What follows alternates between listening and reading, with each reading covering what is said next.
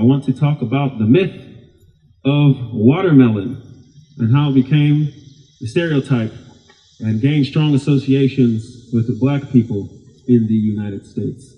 And I guess, like anything, you start at the beginning. In the U.S., the land that we know as the U.S., in about 1576, there was the first record of watermelon being grown and domesticated by the Spanish territory, Florida. And for the next few centuries, it would grow throughout the U.S. in the colonies because the climate is very hospitable to watermelon growth. It has the right soil, it has the right amount of heat in the summer, which they did not have in Europe, which is why they did not have it in Europe, and probably why it was such a treat in the colonies in the United States. It was very, very, very popular. Everyone loved it. A historian noted a New Orleans journalist who wrote that the man who loves not watermelon is a monster.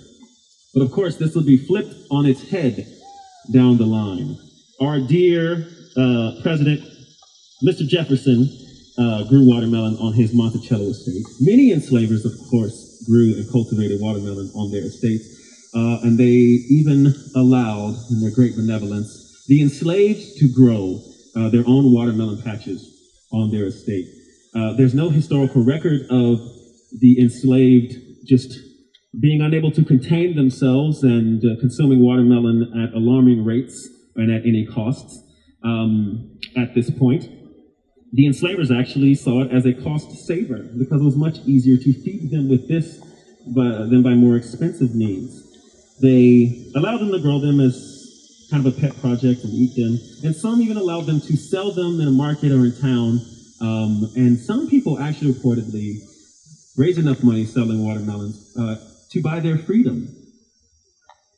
So at this point, watermelon is not seen as directly related or racialized or a black thing until emancipation.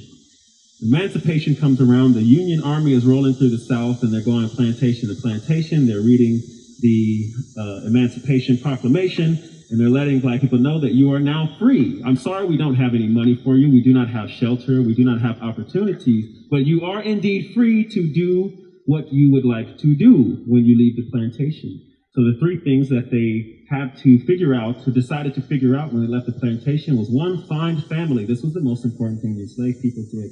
Nothing else mattered at this point. Siblings who were torn apart, mothers who had babies taken from them and sold to other plantations. This was their number one priority. The second thing was education, to learn how to read, since it had been pretty much forbidden and restricted for the enslaved. So they wanted to learn how to read, to understand the world that they had just been made free in. And the third thing was to work for themselves. This is where watermelon comes into play. They grew, sold, and of course, ate watermelon post-emancipation. Why watermelon? Well, it's very easy to grow. The vines of watermelon actually will reach towards the water wherever you plant them. A ripe watermelon will yield numerous dozens of seeds that you can replant, and the seeds can be used for several different things and have been throughout history. So not having any means, being released and being emancipated, then you had to use what you had, and watermelon was something they knew from working on the plantations.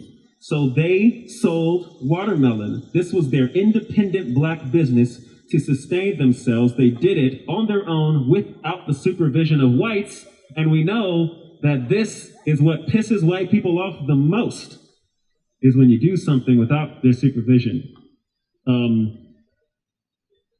White people were very adamant that blacks did not deserve freedom, were not ready for freedom, and still needed to be under the guidance of whites, maybe temporarily until they figured out how to earn it for themselves, but really for economic purposes so that they could run the economy the way that they always had and wanted to continue to do. So what they did is they used the natural properties of consuming and growing watermelon against black people. So the fact that watermelon was easy to grow meant that black people were lazy for growing it.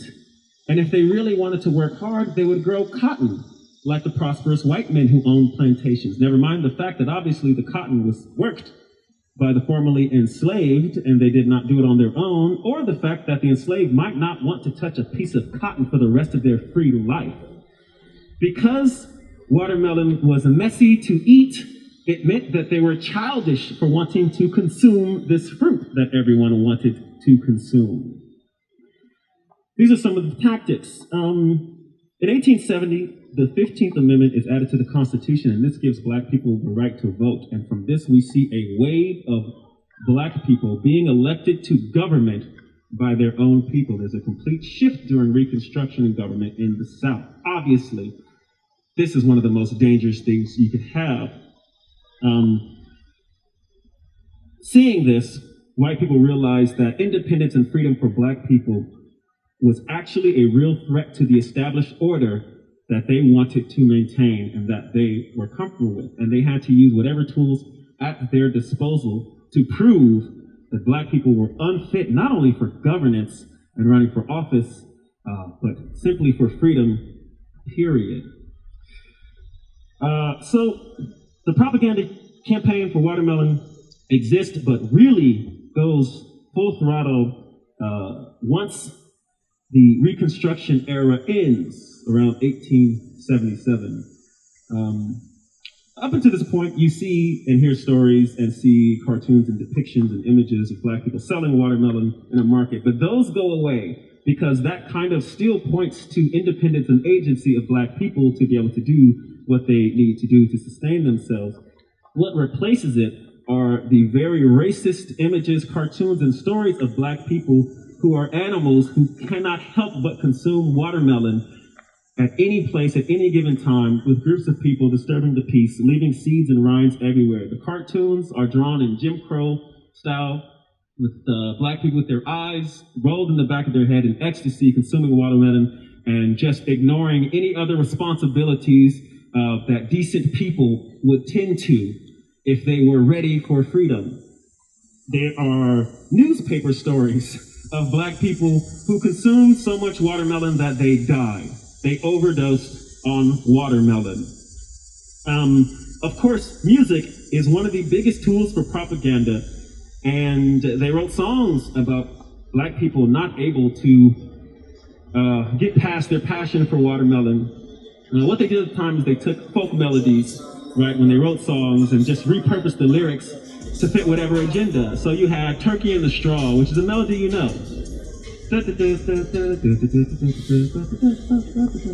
That one's not racist, but they made it racist, and they repurposed this, and this one became Nigger Love a Watermelon, ha ha ha ha.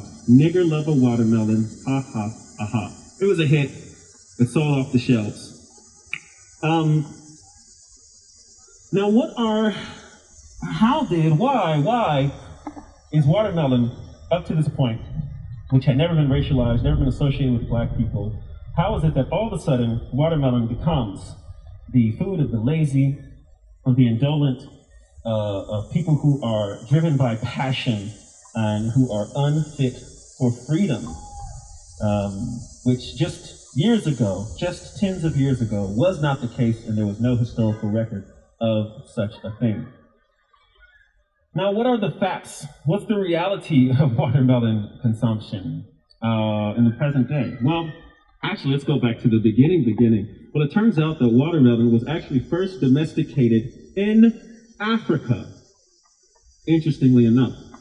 The climate is perfect for it. Thousands and thousands and thousands and thousands of years ago, watermelon is domesticated in Africa, and then, thanks to trade, it is exported to China between the 10th and 12th centuries.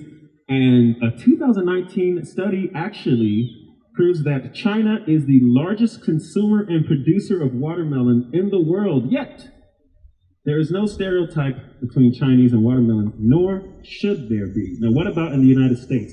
The U.S. Department of Agriculture commissioned a study, and they actually broke down watermelon consumption by a number of different factors, one of them being ethnicity and race. And it turns out that white people don't consume per capita watermelon that much, but that Black people consume less by a small margin, but not an insignificant one, per capita, compared to whites. The largest consumer of watermelon per capita are those who identify as Asian, which is a large umbrella and obviously very confusing. and does not warrant a stereotype. And the second largest is Hispanic, which is another silly, generic umbrella that does not make any sense. Nonetheless, blacks do not consume per capita at a rate that puts them in the top three. They are not within the top three of consumers when you measure by ethnicity and race. Now, what white people were trying to do when making the connection between blacks and food is that they were actually condemning the ingenuity of black people to use the resources they had in order to thrive and succeed. Black people didn't simply grow watermelon after emancipation because it was easy. They did it because it was something that was possible of the limited possibilities.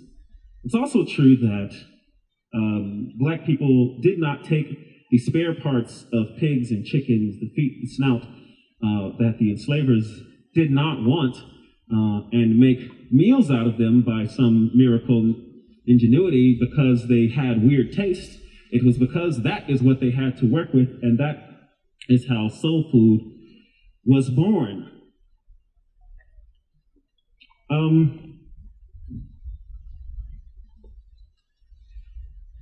White supremacy is a very cunning thing. It has the ability to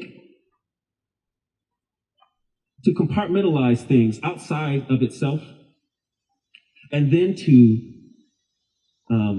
significantly strangle the agency of these identities that it creates without giving them any ability to speak to their own efforts or identity, and leaving the benefactors of white supremacy exempt and immune from this identification.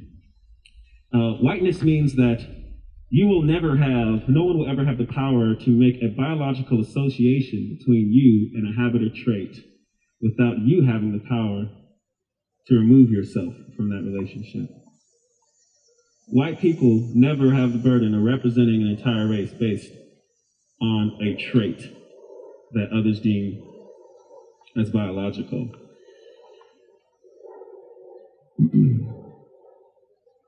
So the question that we need to ask ourselves: what purpose does stereotype serve at all? Has stereotype ever enhanced your understanding of a people or community that you are not familiar with? Has it ever strengthened your relationship with a person whose culture differed from yours, who came from a place that you did not understand? Or has it simply served as a means to undermine the very complex reality of a people, a group, or an ethnicity that it aims to represent? And that's it.